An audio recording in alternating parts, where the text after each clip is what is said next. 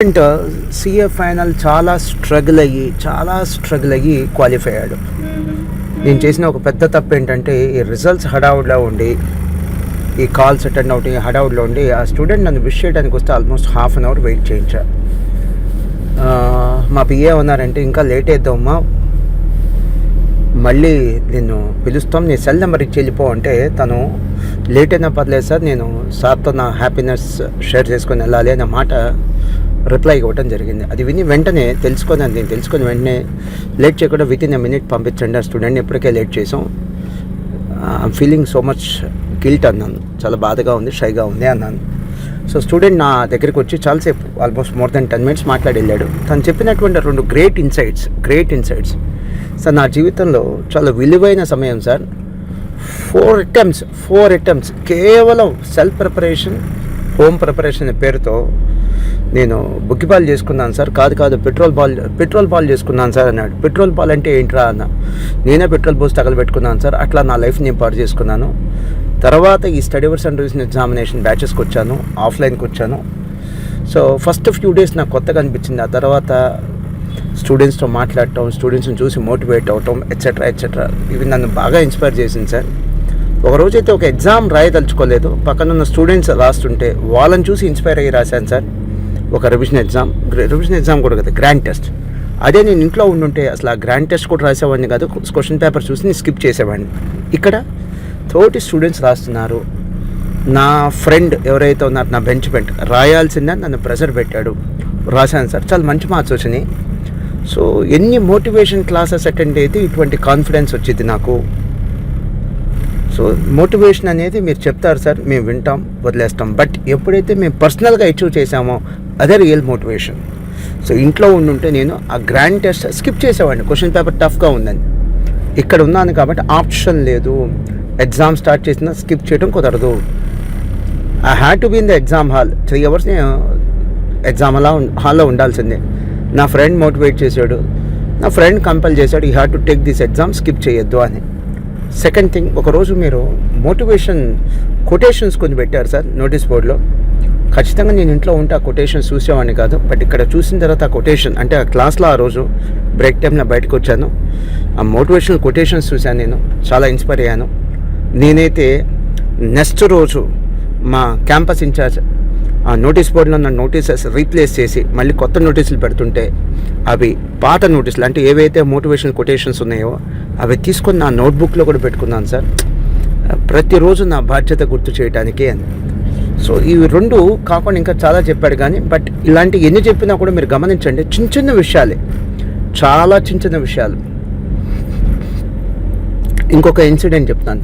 ప్రకాష్ గారు exam paper ఎలా handle చేయాలో కొన్ని టెక్నిక్స్ చెప్పారు సార్, చెప్పారు. అవి డెఫినెట్లీ నేను ఇంట్లో ఉండి ప్రిపేర్ అయితే జీవితంలో ఎప్పుడు నాకు తెలిసి ఉండే కాదు. ఇక్కడ ఒక మెంటార్షిప్ ఉండటం వల్ల, ఒక గైడెన్స్ ఉండటం వల్ల తెలిసింది అని ఇటువంటి చాలా చెప్పాడు. I don't want to take much of your time, మీ వాల్యుబుల్ టైం తీసుకునే ఉద్దేశం లేదు.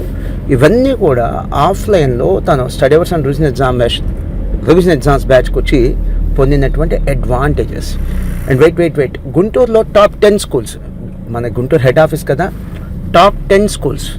ఈ టాప్ 10 schools మీరు 7th class ఫీజు చెక్ చేయండి, it is in between 75,000 to 1,25,000 day scholar fees. Whereas మన study hours and revision examinations బ్యాచెస్కి వాడేటువంటి class rooms చూడండి. జనరల్గా మనం ఒక రూమ్లో 100 మెంబర్స్ని పెడితే క్లాసెస్కి, స్టడీ అవర్స్కి అయితే 70, 60 ఆ రేంజ్లో పెడతాం. అంటే కెపాసిటీ ఆఫ్ ది రూమ్స్ తగ్గుతాయి, ఖర్చులు అయితే సేమ్. అండ్ అలానే క్యాంపస్ ఇన్ఛార్జ్ ఉంటారు. మన స్టడీ అవర్స్ బ్యాచ్కి వాడామా, తను రెగ్యులర్ బ్యాచ్ అంటే క్లాసెస్కి వాడామా, మేక్స్ నో డిఫరెన్స్. తన శాలరీ అయితే తనకి ఇచ్చేయాల్సిందే కదా. సో రెంట్ అనేది ఫరక్ నే పడతా, కరెంట్ కానీ శాలరీస్ కానీ ఏమీ చేంజెస్ ఉండవు. సో రెగ్యులర్ బ్యాచ్ ఫీజు అయితే ఫర్ ఎగ్జాంపుల్ ఇప్పుడు సీఏ ఫైనల్ తీసుకుంటే కనుక 80,000 అప్రాక్సిమేట్లీ. వేరే CA final study hours and revision examination batch తీసుకుంటే ఫీజు 4 monthsకి అప్రాక్సిమేట్లీ 20,000. సో ఎంత తేడా ఉంది. So study hours and revision examination batches ఎందుకు రన్ చేస్తున్నాం? మనీ అనేది priority, but that is not only the priority. Money అనేది ప్రయారిటీ, మరి పేమెంట్స్ ఇచ్చుకోవాలి కదా, బట్ అది ఓన్లీ ప్రయారిటీ కాదు. రిజల్ట్ రావాలి అంటే మనం ఈ study person revision examination batches run చేయాలి.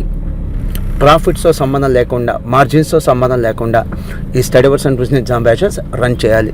ఎప్పుడైతే ఈ study person revision exam batches run చేస్తామో రిజల్ట్ పెరుగుతుంది. ఎప్పుడైతే ఫైనల్ లెవెల్లో రిజల్ట్ పెరుగుతుందో వీళ్ళే సిఏ ఫైనల్, సిఎంఏ ఫైనల్ లేదా సిఏ ఇంటర్, సిఎంఏ ఇంటర్ వీళ్ళే కొత్త స్టూడెంట్స్ని సిఏ లేదా సిఎంఏ జాయిన్ అవ్వండి ఎంకరేజ్ చేస్తారు. అవకాశం ఉండి లేదా అభిమానం ఉంటే మాస్టర్ మైండ్స్లో జాయిన్ అవ్వమని కూడా ఎంకరేజ్ చేస్తారు. సో ఈ యొక్క study person revision examination batches మన మాస్టర్ మైండ్స్ యొక్క హిస్టరీలో గేమ్ చేంజరే కాదు, చాలామంది స్టూడెంట్స్ యొక్క అకాడమిక్ జర్నీలో కూడా ఒక గేమ్ చేంజర్.